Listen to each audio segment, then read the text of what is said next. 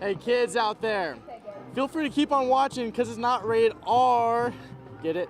Little dad joke action there to start the show. This is awesome. Pirate ship in the back of the end zone at Wheelersburg, as Wheelersburg and Waverly is our game of the week.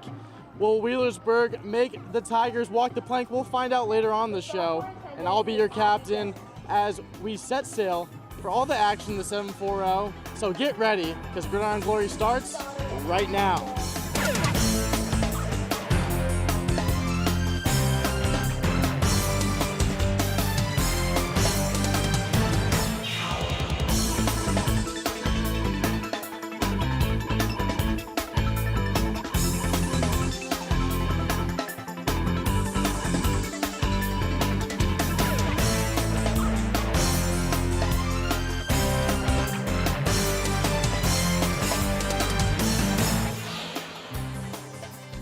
All the high school football action from all around the region right now.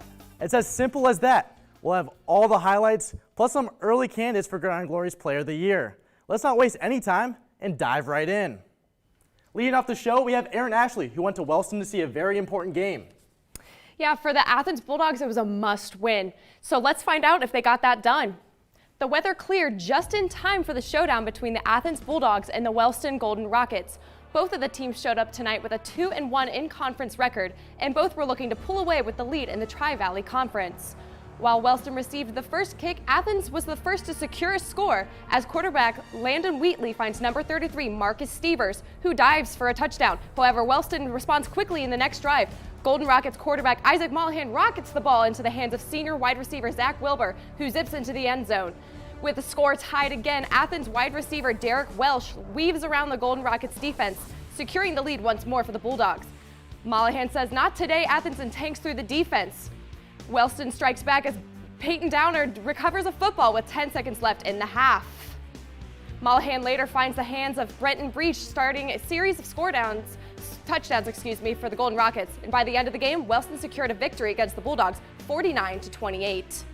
This high-scoring game was the result of two ferocious offensive lines roughing it out, with Wellston clinching their homecoming game victory. With the teams coming into the game with the same conference record, how did the Golden Rockets end up on top? Well, Nick, the scores were dead even, with each team taking the lead one drive after the other.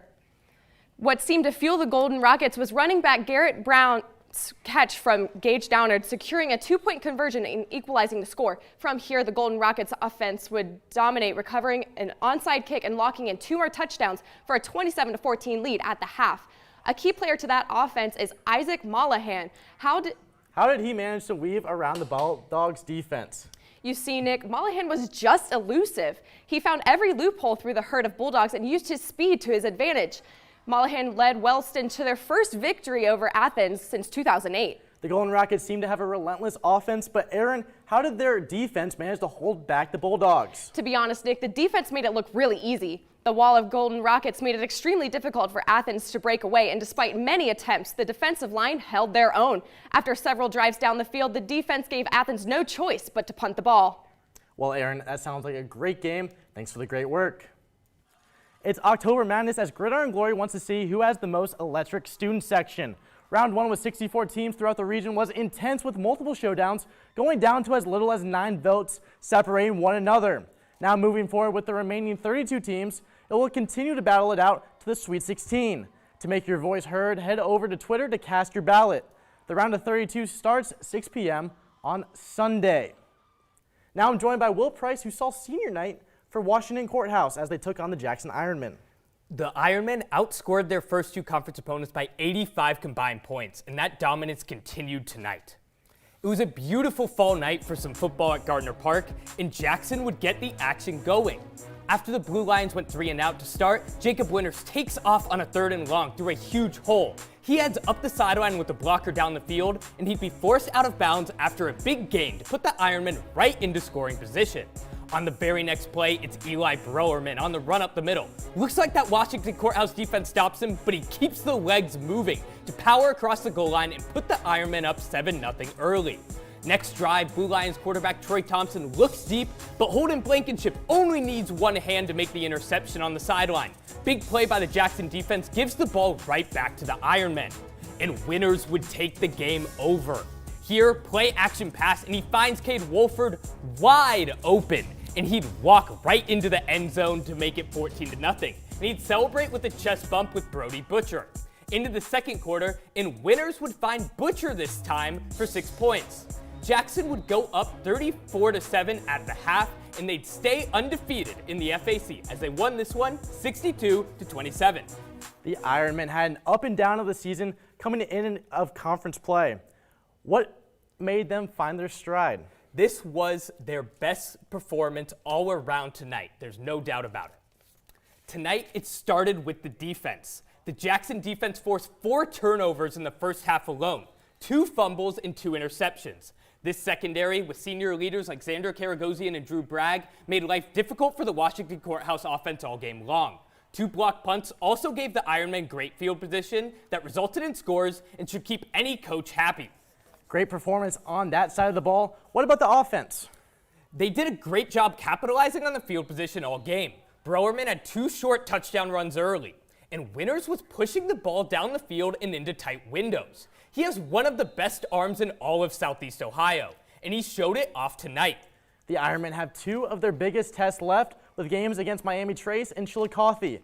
What do they need to focus on to end the season? They still had 2 turnovers today. Penalties, which have hampered this team all year, also took a touchdown off the board. The Blue Line defense did a great job shutting down the Ironman rushing game.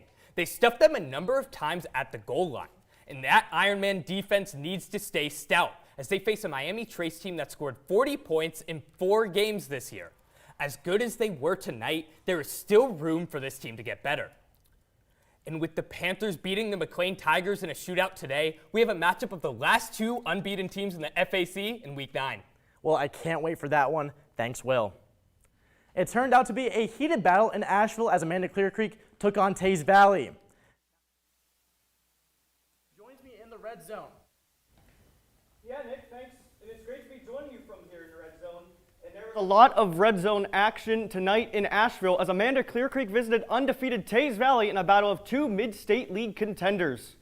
The Vikings looking to keep building on that 4-0 mid-state league record, but the Aces came in trying to deal them an upset loss, and it started off strong for Amanda-Clearcreek. Tyler Love passes one deep, but Peyton Castley outleaps 2 guys, and that ball is headed in the other direction. Castley sets up the Aces offense with great field position.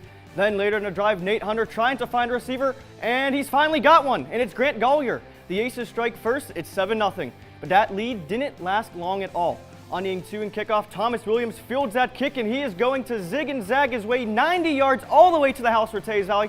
Let's speed this return up a little. Things are even back up at 7. Williams picking up Love after that explosive play. But in a second, after another Aces INT, it's Hunter throwing a perfect dime to Tavon Miller. Aces back up in front 14-7, and do we have an upset brewing in Asheville? Well, not so fast. In the third, it's Camden McDaniel taking the rock. He will power his way to the house to tie it back up, and the Vikings wrote a strong third quarter victory to a 28-14 victory. A big comeback victory for the Vikings tonight, but they definitely got a bit of a scare at first. What was working well for Amanda-Clearcreek? Nick, it was the Aces' air attack in that first half that was throwing the Vikings through a loop, and it was led by quarterback Nate Hunter. Hunter continually threaded the needle in the first half and executed some tough pass plays. Teays Valley had some trouble putting heat in his kitchen, so he had time back there to make those desired passes, and that was critical for the Aces to have a chance in this one. They had negative yardage in the rushing category tonight. Hunter also orchestrated some long drives that led to those 2 touchdowns, but he couldn't have got it done without some big interceptions. And speaking of interceptions, Hunter helped himself out with a few tonight. Well, Hunter can play quarterback, but he's also quite a good defensive back. He picked up 2 crucial INTs in the red zone. His defensive plays stalled Teays Valley drives, where quite frankly the Vikings were rolling smoothly down the field. Now Teays Valley got off to a slow start, but at the end the offense was clicking, wasn't it? One of the big things I noticed in last week's game was their powerful rushing attack, and after a sluggish start, the running game erupted in the second half tonight, led by Camden McDaniel. He once again went over the century mark in rushing with a $183 on the ground. His touchdown to open the third quarter was a huge shift in momentum. The Vikings had over 300 yards rushing, but let's not forget about the defense. This is a crazy INT by Samuel Jones to put the Vikings up for good. Now, Teays Valley is set to face off in a battle of undefeated teams next week against Bloom Carroll, which won big again tonight. Yeah, next week's battle will be a huge one in the Mid-State League. Thanks for the great work, Brian. Fans got that one right with a 74% of the vote going in favor of Teays Valley. Want to be a part of this vote? Head over to our Instagram on Thursday evening to make your predictions. 67% said Sheridan was going to take home the win over Philo.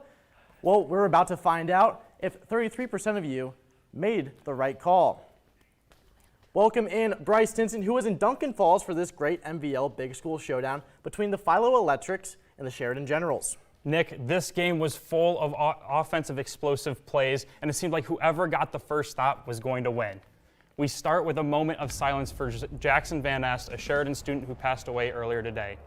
The Sheridan student section released these balloons in memorial. After that touching tribute, the game got underway.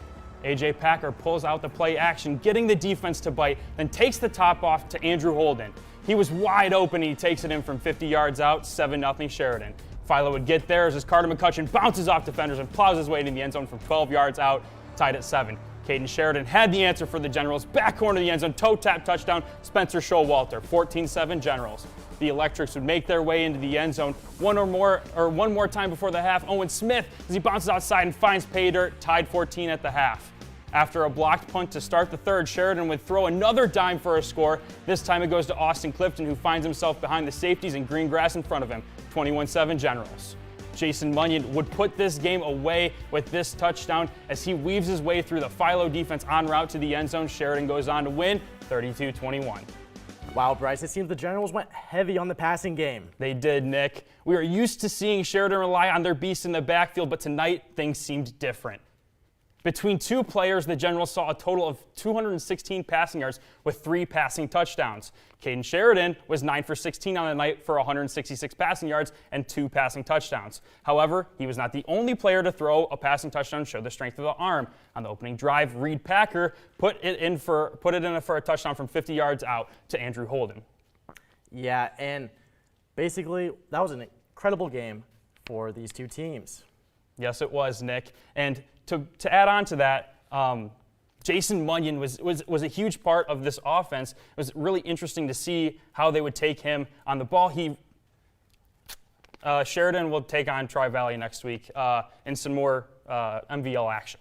Yeah, and it will surely be interesting to see how both the Generals and the Electrics play out the rest of the season. Thanks for the hard work. Have you seen what you liked? Well, if you have, then head over to our social media for even more 740 football. Want to rewatch an episode? Head over to our YouTube. Want pictures and want to see our Wallpaper Wednesdays? Instagram is the name of the game there. Want some highlights? Head to TikTok. And finally, all the updates you may need, Twitter will be your friend. End of the day, check them all out. You won't regret it. Every year, Gridiron Glory searches for the best player in the Southeast Ohio area. It's too early to call it right now, so we just have a watch list to start the conversation. And here are the 12 players that are on that list. We start off with Tri-Valley's quarterback, Drew Burkhart. Next, we have Newark Catholic quarterback, Cole Cantor. Up next from Granville is Carson Crouch. Next up is Waterford's star running back, Holden Daly. Up next is Will Futhi from Waverly. Piketon's Levi Gullion, he's been on a tear this season, and he makes the list. Up next, our second TVC hockey member is Tabor Lackey from Trimble. Up next, Jason Munyon from Sheridan. He's our second MVL representative. Portsmouth's gunslinger Drew Rowe makes our watch list. Over in Bel Air, linebacker Colt Seacrest is the first defender spotlighted. Warren's Jason Williams has been running all over defenses this season. And last on our initial watch list is Bloom Carroll's Bo Wisecarver. We'll continue to watch these players, and in the coming weeks, we'll narrow down to 5 players and ultimately down to 1 by the end of the season. Well, we had a marquee matchup in the OVC go down tonight. Reporter Aiden Crowley was in Proctorville to watch it all go down. How'd it go, Aiden? Well, Nick, this battle lived up to the hype and then some. The Dragons and Trojans battled back and forth in what was an instant classic. It was senior night in Fairland High School, and the seniors showed up ready to play. After an early 3-and-out, the Dragons took possession and wasted no time. J.D. Brumfield finds a huge hold, showing off his speed for a 50-yard rush on just the second play from scrimmage for the Dragons. The rain meant one thing: feed the beast. After a change in possessions, the Dragons were back at it, pounding the football. Brumfield bullied his way down the field and finally across the pylon as Fairland strikes first. The 2-point conversion would be good, putting the Dragons up 8-0 early. That score would remain going into the second half as this Fairland defense was suffocating. Portsmouth quarterback Drew Rowe had nowhere to hide as the Dragons swarmed in the backfield. After 2 scores from both sides early in the second half, Fairland led 15-8. That's when chaos ensued. Drew Rowe finally made his presence known, heaving one into the back of the end zone to make it a 1-point game. Portsmouth wants it all. They line up for 2. Rowe, having to scramble, sends up a prayer, and this pass is deflected by Cam Kitts as Fairland survives. What a great game you got to witness. These two teams were battling over the course of the entire game. Why don't we dig a little deeper? Well, Nick, it was tough sledding, literally. This Portsmouth team loves to air it out. Rowe last game had 204 yards and 4 touchdowns through the air. That was just not a possibility tonight. The rain made snaps difficult and passing nearly impossible. Fairland held Rowe to just 31 yards of total offense in the first half.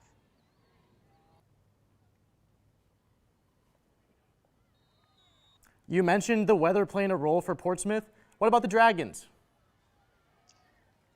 This is the type of environment that Fairland thrives in. J.D. Brumfield is a workhorse for the Dragons who loves to work north and south. This made running the football effective for big gains. Fairland seemed to have a handful of big plays, but were only able to score 8 points at the half, what held the Dragons out of the end zone.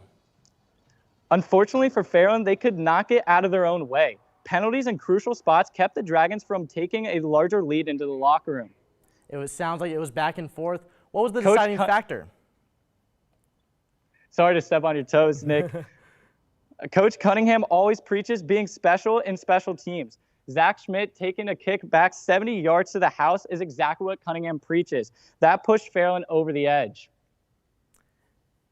Yeah, and Fairland will look to carry that momentum next week against Dawson Bryant. Hopefully that one will be as good as this one. Thanks, Aiden. Get back to Athens safe.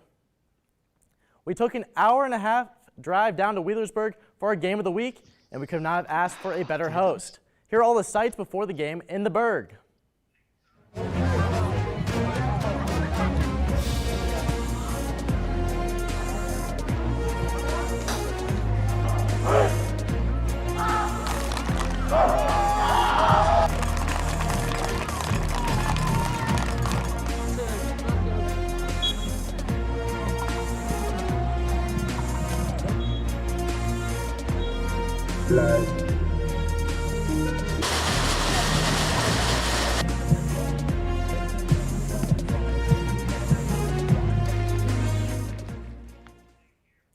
Last season, Waverly and Wheelersburg played an instant classic that ended in overtime. Waverly head coach Chris Crabtree talked with Gridiron Glory about what that victory meant for their program.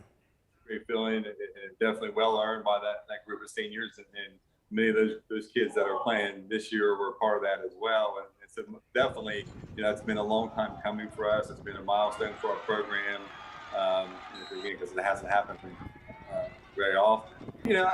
We talk about that. I think our kids, and I think maybe where we're at in our program now, our goal is to go out and win football games and try to be 1-0 every week. And, the biggest thing for us is, again, we are going to be the hunted. We're going to have a bullseye on our back.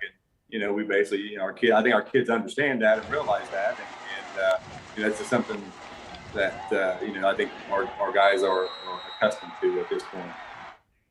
A rivalry renewed. Our game of the week took place down south where the undefeated Waverly Tigers traveled to the Burg to play Wheelersburg at the Pirates with a conference title possibly at stake. Curtis Fader joins us from the field to describe how intense this matchup was. Now, first off, many fans have marked this on their calendar because Wheelersburg are accustomed to winning the Southern Ohio Conference, but last year Waverly took it from them, and they were looking to take it from them again as they were looking to continue their undefeated regular season run. Waverly are typically a lean, mean scoring machine, but the machine looked rusty for the Tigers in the first half, with the Tigers punting on every drive except for the final Hail Mary in the first half. Meanwhile, Wheelersburg utilized their run game, executing their read option to a T, with running back Ethan Clover and quarterback Eli Jones getting the most of the carries. The Pirates got into the red zone on all of their first half possessions, but this Braxton Salmons field goal was all they had to show for it going into the locker room. After Waverly punts on their opening second half drive, Eric Lattimore could go all the way, opening up the game, increasing the Pirates' lead to 10. After settling for 3 again on their following drive, Waverly's bend but don't break defense gave the Tigers a chance as the offense finally woke up and went on a 14-0 run in the fourth quarter to take their first lead of the game with just 8.5 minutes left. Wheelersburg wasted no time giving their response in less than 2 minutes when Eli Jones made a rare attempt to throw and finds Eric Lattimore for a 35-yard bomb to put the Pirates ahead 21-14 with a 2-point conversion.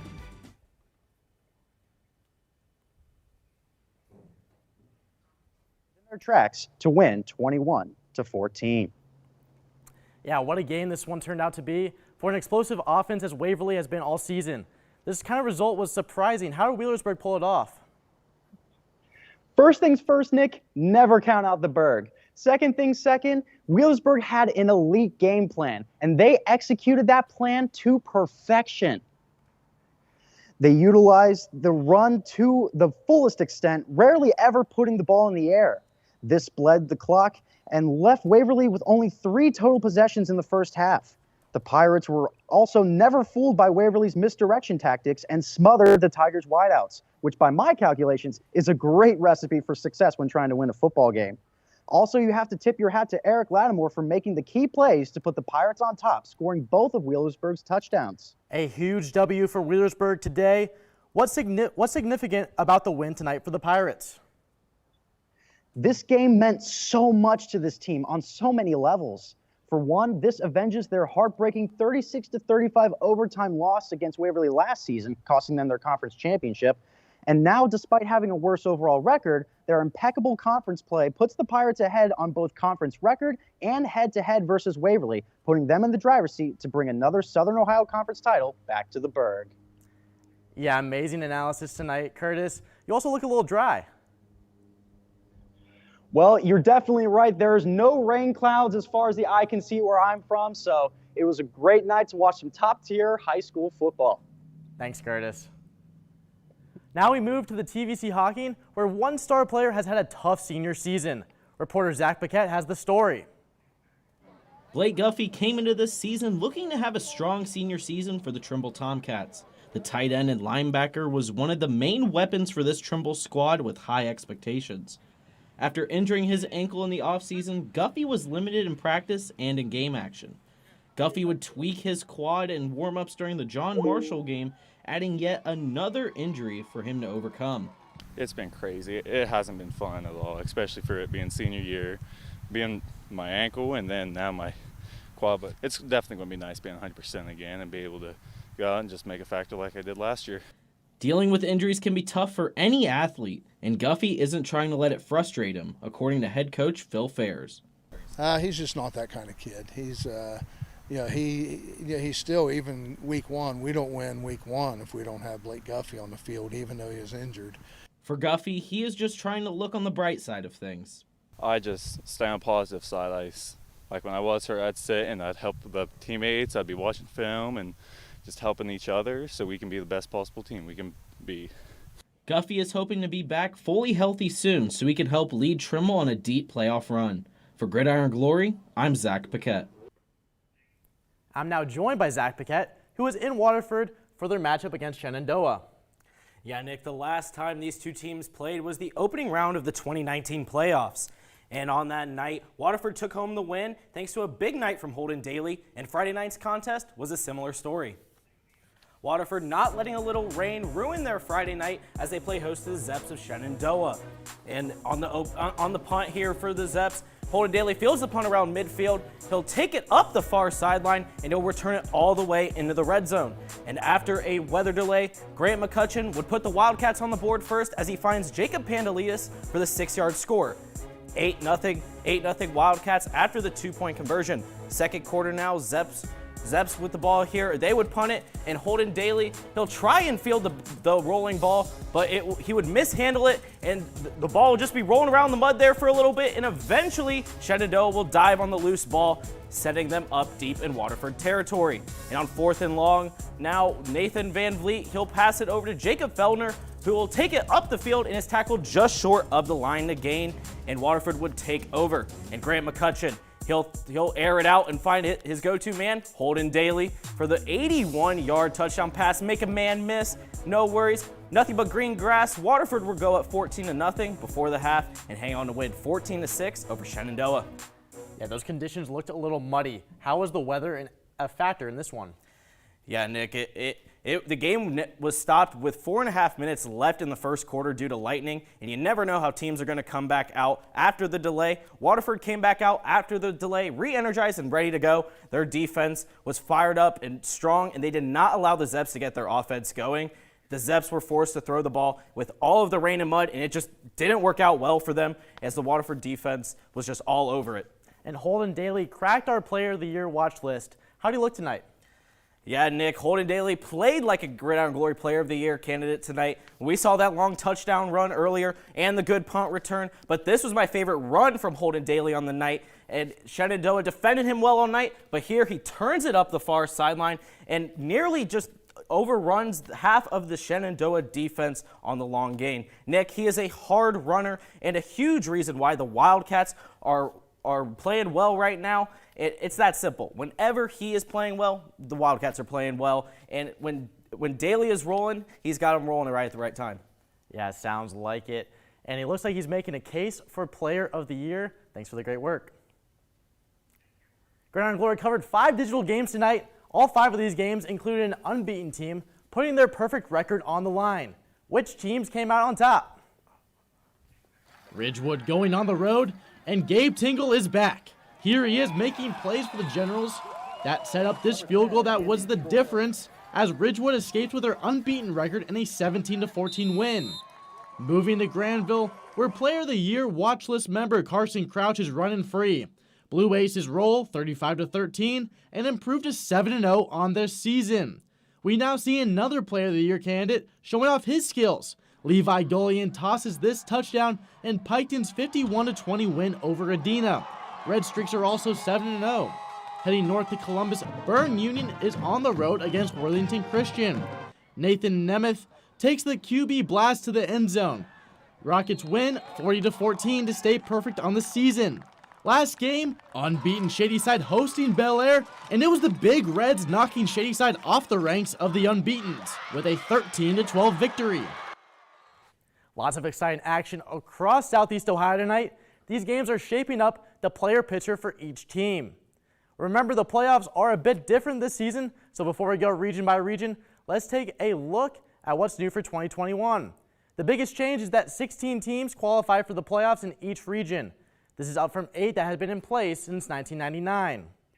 In Division 3, Region 11, Granville holds the top spot. The Blue Aces are the only unbeaten team in the region. Jackson is right behind them at number 2, while Tri-Valley is at number 5. Sheridan, London, and Miami Trace are back-to-back at 6, 7, and 8. Remember, they will host a playoff game if they stay in the top 8. Zanesville lost to Granville tonight, but the Blue Devils still would be in the playoffs if they ended tonight. Chillicothe might be on the outside looking in right now, but they are on the close, and wins 9 and 10 could push them over the top. We'll have details on all the divisions on our social medias this week, as well as others throughout our region. So get ready, and remember, Gridiron Glory, there's nothing better than Gridiron Glory and Friday nights.